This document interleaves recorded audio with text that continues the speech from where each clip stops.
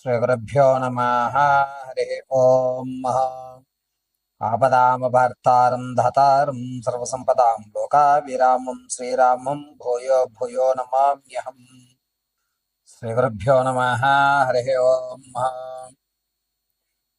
ఈ 9వ తారీఖు జూన్ నుంచి జూలై 3వ తారీఖు వరకు కూడా గురుడు శుక్రగ్రహాలు కలయిక వల్ల మేషం నుంచి మొదలుకొని మీనరాశి వరకు కూడా జరిగేటువంటి ఫలితాలు ఈ విధంగా ఉండబోతున్నాయి.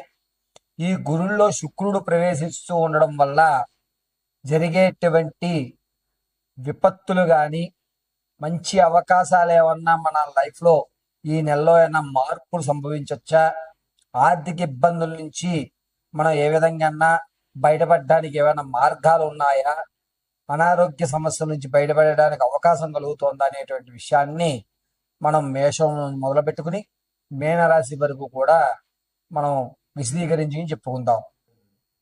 శ్రీ గురుభ్యో నమ. హరి ఓం.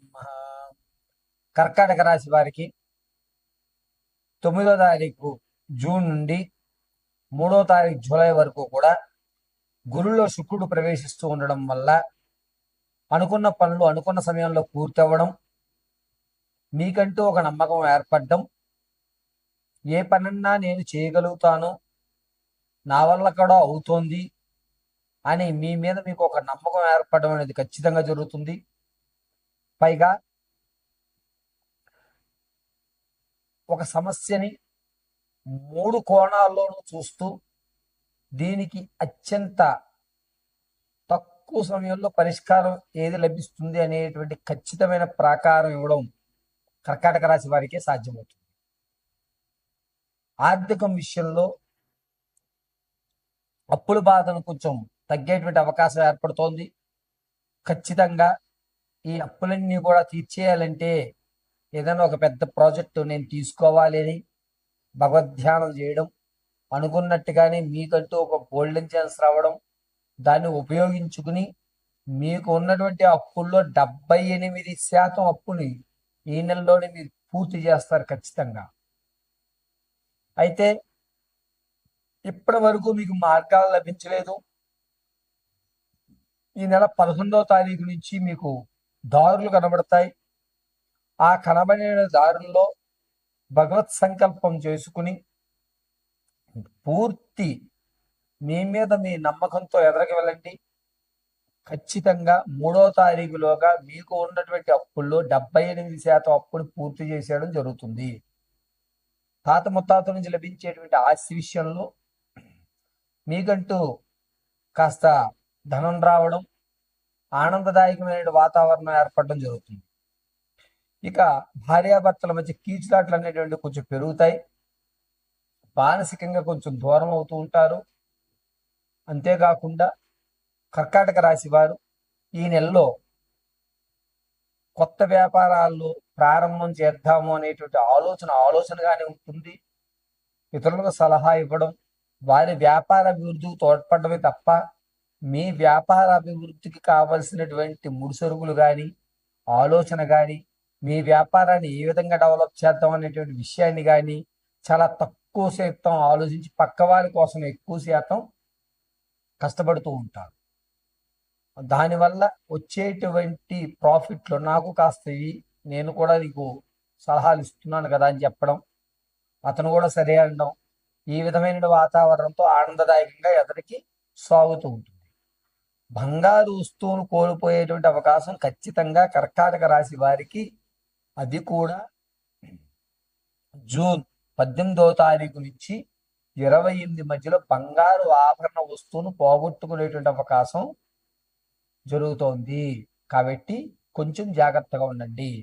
ఇంటి దొంగని ఈశ్వరుడు కూడా పట్టలేడు. ఇది తస్మాత్ జాగ్రత్త. కొత్త స్నేహితులు,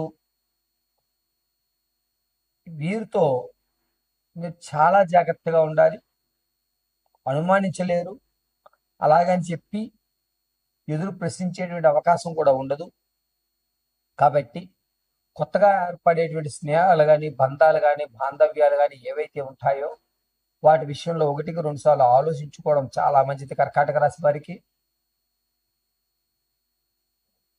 వ్యాపారాన్ని స్థానభ్రంశం చెందించేటువంటి అవకాశం ఏర్పడుతోంది. ఒక చోట నుంచి మరో చోటకి ఇది వాస్తు లేదనో, లేకపోతే ఎప్పటి నుంచో ఇక్కడే ఉంటున్నాం కదా, మారితే మనకి జీవితంలో ఏమైనా మార్పులు లభిస్తాయేమో అని చెప్పి ఖచ్చితంగా మీ యొక్క వ్యాపార స్థలాన్ని లేకపోతే ఉన్నటువంటి ఇంటినో మీరు మారేటువంటి అవకాశం, స్థానచలనం చెందేటువంటి అవకాశం ఎక్కువగా గోచరిస్తుంది.